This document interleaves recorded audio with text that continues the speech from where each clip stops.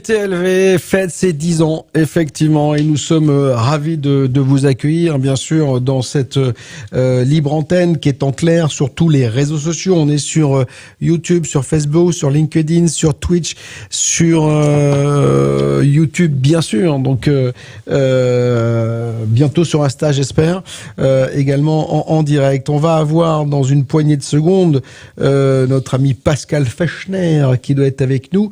Salut Bob, je ne sais pas si vous m'entendez bien. Bon, je suis ravi de t'accueillir, Pascal. On va faire une jolie revue de presse. On le rappelle que, bien sûr, tu es à la tête du Maybe Planet. Hein. C'est l'occasion, si vous êtes intéressé, de découvrir toutes les informations UFO quotidiennement, parce que effectivement, tu fais un travail formidable. Bon, Pascal, on va ensemble essayer de découvrir cette actu. Alors, tu me disais quand on s'est parlé en début de semaine, quand on a échangé, tu me dis ouais, elle est pas faux folle l'actu. Pourtant, quand même, quand je vois ce qui se passe, c'est quand même plutôt pas mal. À commencer par la NASA, qui a livré quand même son rapport sur les ovnis, Pascal. Ouais, ça y est, il est sorti. Alors, il fait une 40aine de pages. Hein, c'est pas non plus révolutionnaire, mais enfin voilà, la NASA entre dans l'arène ufologique. Avec un Bill Nelson que j'ai trouvé assez bon pendant cette conférence de presse, avec des messages qu'il a voulu vraiment marteler. Bon, après, soyons clairs, hein, ils n'ont pas convaincu les plus purs, on va dire, convaincus que les extraterrestres sont dans les caves des militaires américains. Mais enfin voilà, ça a le mérite d'exister. La NASA rentre dans l'arène et c'est chouette.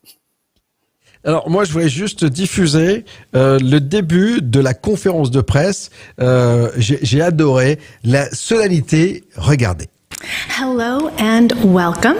We are here today at NASA headquarters in Washington, D.C. for a press briefing on a report from an independent study team on unidentified anomalous phenomena.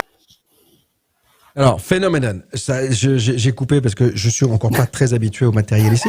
Mais Pascal, c'est quand même un truc de dingo. C'est-à-dire que pour la première fois, une nana de la NASA, alors qu'on a toujours voulu que la NASA s'intéresse aux ovnis, qui dit voilà, bienvenue au rapport, à la conférence de presse sur le rapport des objets volants non identifiés, des ovnis. Enfin, pour moi, c'est un bond de géant qu'on fait là, Pascal. Alors c'est un bond de géant, certains te diront qu'on revient dans les années 60 hein, avec le rapport Countdown, des choses comme ça. Mais enfin moi je trouve que c'est chouette, on a des scientifiques de haut rang qui disent aujourd'hui c'est un sujet intéressant, on va s'y pencher. Et puis pendant cette conférence de presse, Bill Nelson le martèlera, on veut passer du sensationnalisme à la science. Et ça je trouve que c'est un très beau message qui est délivré. Autre chose, Pascal, il y a eu durant cette cette diffusion du rapport une non-annonce. On attendait l'annonce du nouveau directeur de cette commission qui est considérée comme externe, indépendante en tout cas à la NASA. On a ce monsieur qui a été nommé à la tête de cette commission. Vous n'avez pas pris la photo la plus la plus sympa. Oh, j'ai fait ce que j'ai trouvé. Hein.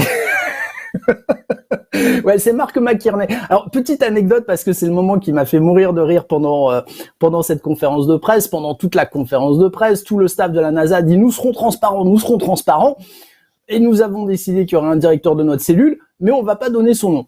Et là, c'est un journaliste de News Nation, cette fameuse chaîne qui fait vraiment son buzz actuellement avec l'interview qu'ils ont fait avec Grush, voilà, ils sont à fond sur les sujets UFO et ils y vont à fond.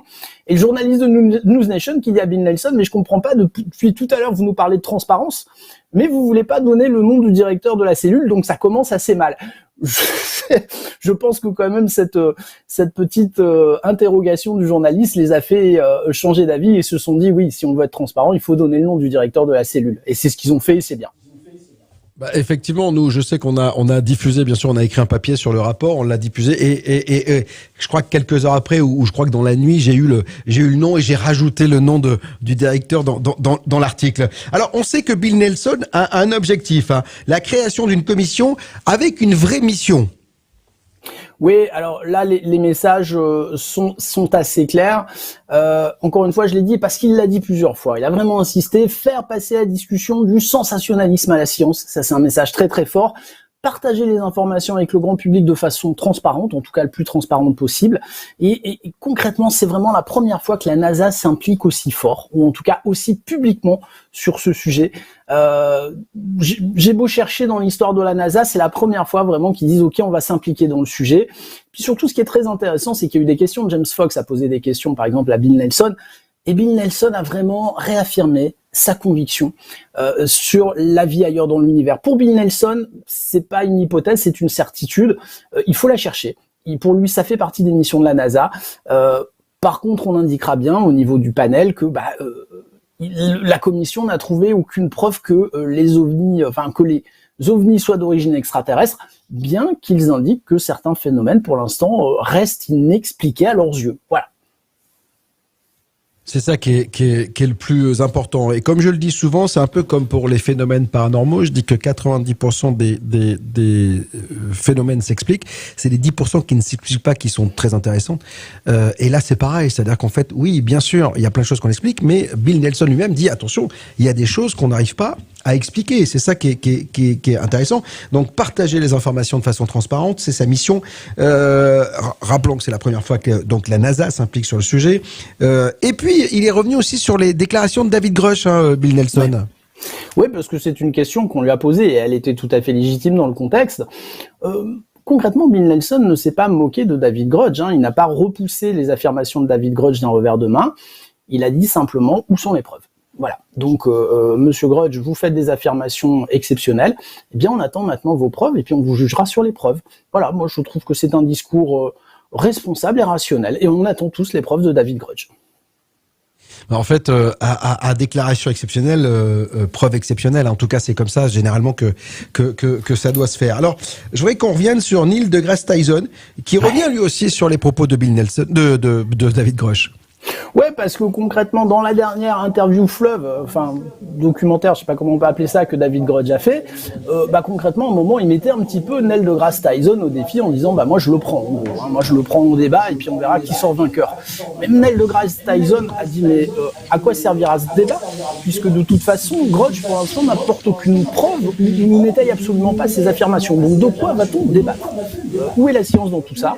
Donc moi, je trouve que c'est une réponse intelligente aussi. Il attend Grudge avance ses preuves et puis là, je pense que deGrasse Tyson se défiera pas pour débattre avec Grudge. Ce sera très intéressant. Autre fait important, Nikki Fox de la NASA dit elle aussi que la NASA donc a des velléités d'avancer sur le sujet et qu'elle aura des contacts avec la cellule AARO. Ouais.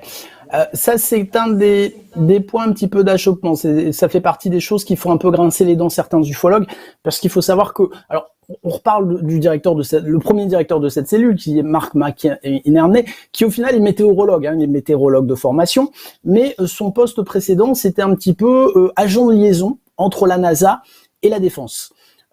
Donc obligatoirement, on se doute bien qu'il a déjà des contacts avec le docteur Kirkpatrick. Voilà, donc on se dit ok, il va y avoir des contacts avec l'AARO. Alors est-ce qu'il va pas y avoir doublon avec les missions de l'AARO? Quelle va être la complémentarité de l'AARO et de la NASA? Voilà, comment tout ça va-t-il se goupiller? Parce qu'il est évident que la NASA peut tomber sur des choses qui seront des programmes secrets militaires américains, et que là, les militaires leur diront peut-être, oh, transparence non, parce que ça, il faut pas que les ennemis le sachent. Voilà, donc ça c'est un petit point, on parle beaucoup de transparence à la NASA, mais certains observateurs disent, ouais, la transparence, vous l'aurez, mais sous contrôle quand même. Tu l'as dit souvent, c'est-à-dire et on l'a dit souvent, on se demande si finalement c'est pas la poule qui cache l'œuf ou si c'est pas l'œuf qui cache la poule avec tout cela, c'est-à-dire que toutes ces annonces un peu grandiloquentes, on se demande si ça va pas accoucher une souris et si c'est pas peut-être un moyen aussi de contrôler toute l'information. Quoi qu'il en soit, ça évolue et il y a ce monsieur qui lui s'appelle David Spergel, qui est l'astronome, et lui aussi il a demandé une évaluation rigoureuse de l'état actuel des ovnis, finalement des UAP comme on dit maintenant. Ouais, parce que c'est David Spergel, le chef de cette commission, c'est le chef de ce rapport qui a été fourni, et voilà, moi je trouve qu'il a fait un travail intéressant, mais assez proche quand même de ce que dit Avilov depuis des années, de ce que dit Kirkpatrick, en utilisation de l'intelligence artificielle pour créer un catalogue. Voilà, donc c'est vrai qu'on se demande, AARO, Galileo, cette cellule de la NASA, et puis je dirais que, en fait, au final, la France est très en avance parce que l'Amérique est en train de se gépaniser. Je pense qu'il y a, s'il y a bien un ingénieur qui est content, c'est Claude Power, parce que nous, le GEPAN, on l'a depuis 1977. Voilà, donc on était très, très, très en avance sur ce sujet au final. Et effectivement, tu as raison, parce que j'ai lu un article américain qui citait le GEPAN. Voilà, comme si effectivement on était un peu en exemple dans le monde. Et c'est vrai qu'on l'a été, parce que mine de rien, on a beau être le pays le plus rationnel du monde, on a quand même un organisme qui est associé au CNES, qui à Toulouse étudie ces phénomènes. Bon, ils sont pas très très loquaces en termes de déclaration, mais en tout cas, ils étudient ces phénomènes inexpliqués. Alors, on va parler de quelque chose qui fait bondir et qui divise énormément, bien sûr. Pascal, ce sont les momies mexicaines. Alors, ça a fait grand bruit tout récemment. Ça a été présenté au Congrès mexicain. Bon, moi, ça me fait bondir, mais c'est l'University Space Program qui s'exprime sur ces momies. Ouais, parce qu'on va dire les choses. Jaime Maussan a de toute façon d'ores et déjà gagné la partie, puisqu'il a fait un buzz mondial sur le coup, mais vraiment mondial, et on en parle encore.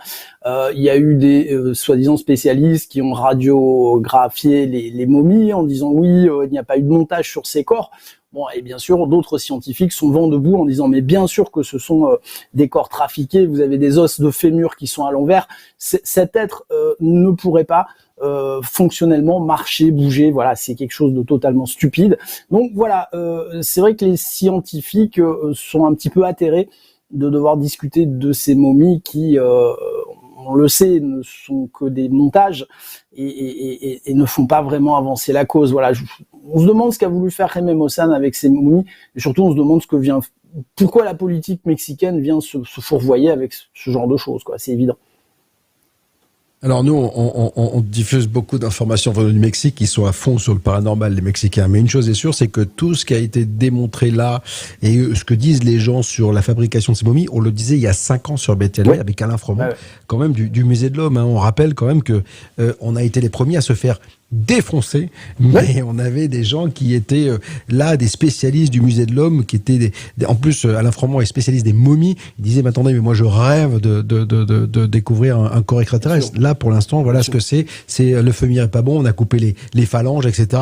Donc ça va pas nous empêcher de continuer à parler de tout cela, parce que il y a quand même le Washington Examiner qui a parlé également de ces momies avec une question: le Mexique possède-t-il les premiers spécimens extraterrestres au monde? C'est-à-dire que c'est une question de dingue.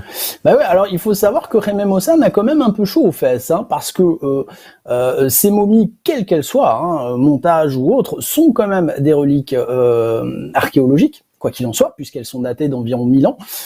Et le Pérou, certains instituts au Pérou se demandent s'ils vont pas porter plainte contre le journaliste mexicain, puisque concrètement, il ne veut pas expliquer comment il a pris possession de ces deux momies. Donc le Pérou est en train de se demander s'ils vont pas attaquer Jaime Maussan pour vol de trésors archéologiques, quoi qu'il en soit. Donc voilà. Bon, après soyons clairs, tu l'as dit. Rappelle-toi quand même, c'était Thierry Jamin qui était venu nous présenter ça sur BTLV il y a 5 ans, et je crois qu'il a lâché l'affaire, et en tout cas, on lui a demandé de lâcher l'affaire, et ça a été récupéré dans un premier temps par les Américains, par le biais de Jaime Maussan, qui est allé vendre tout cela, bien sûr, pour quelques milliers de dollars au niveau des informations. Donc, il y a toute une... C'est pas sain tout ça. C'est pas sain parce que on a beau essayer de travailler convenablement et sérieusement sur ces sujets, on a toujours des gens qui en profitent pour faire n'importe quoi. C'est important ce que tu dis, Bob. Juste pour dire, Jamin s'est désolidarisé de ce qui s'est passé au Mexique. Faut le savoir quand même. Il s'est désolidarisé de ça. Je sais, oui. Et Ryan Graves, qui était invité à cette conférence mexicaine, s'est aussi désolidarisé en disant mais grosso modo qu'est-ce que je viens faire dans cette galère, quoi. C'est quoi cette histoire? Voilà. Donc ça démontre un petit peu le niveau de crédibilité. J'aurais juste espéré, parce qu'on l'a démonté il y a 5 ans, que Jamin et toute sa bande ne tirent pas un peu la ficelle du business autour de tout cela. Voilà, c'est tout ce que j'aurais espéré. Quand on a la vérité, à un moment donné, quand on sait que c'est faux, après ça devient de l'escroquerie. C'est pas terrible, quoi. On le sais.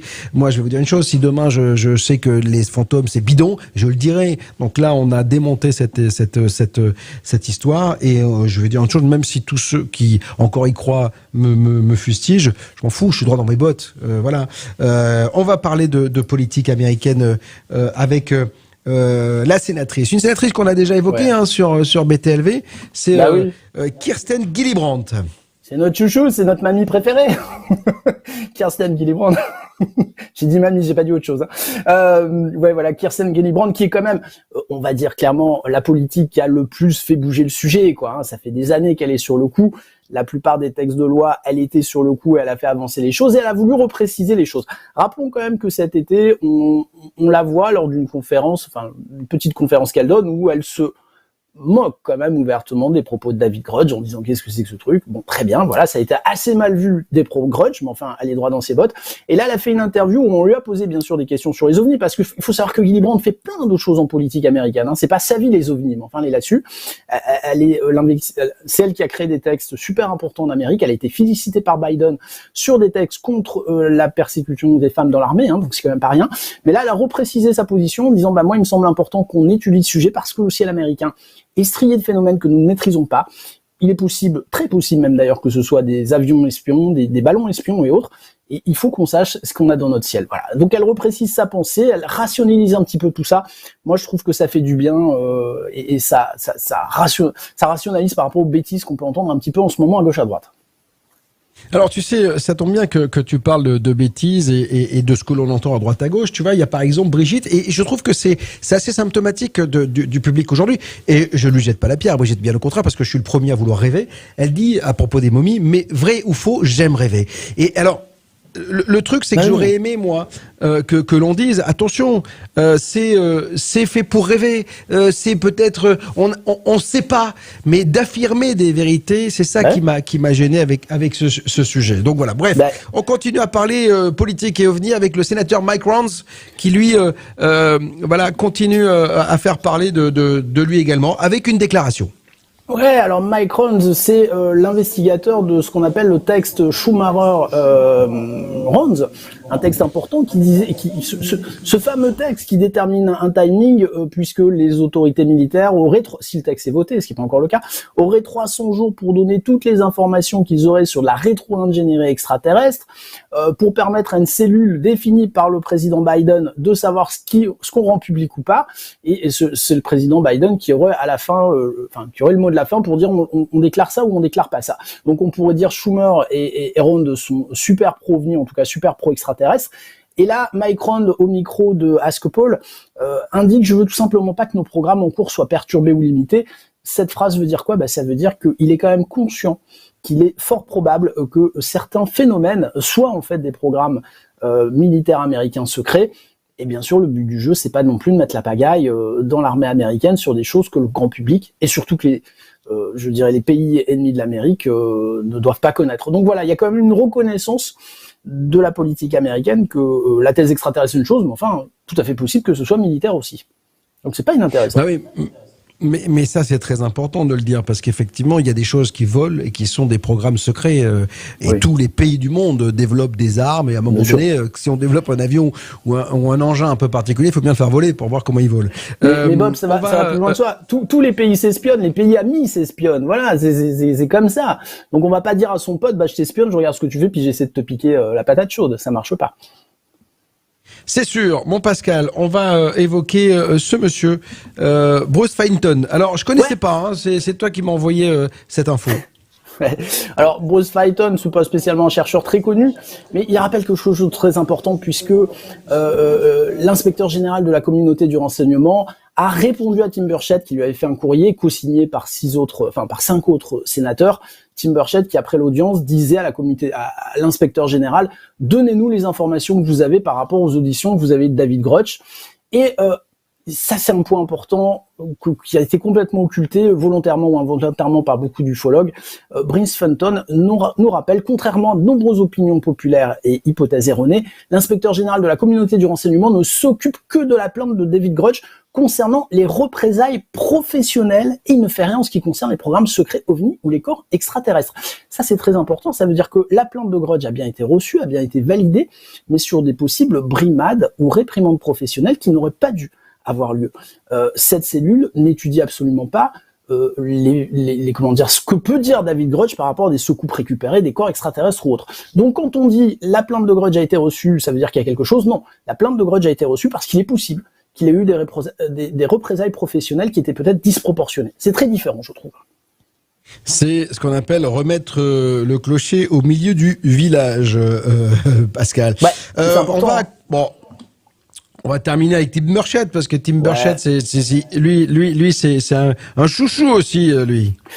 Ouais, alors c'est vrai qu'il était, enfin moi je disais Tim Burchett sans filtre, là il y a même plus de filtre, là il est carrément sur la jante. Une interview qu'il a donnée à une chaîne qu'on pourrait considérer comme complotiste. On parle quand même d'un sénateur américain, donc c'est vrai que c'est quand même très étonnant.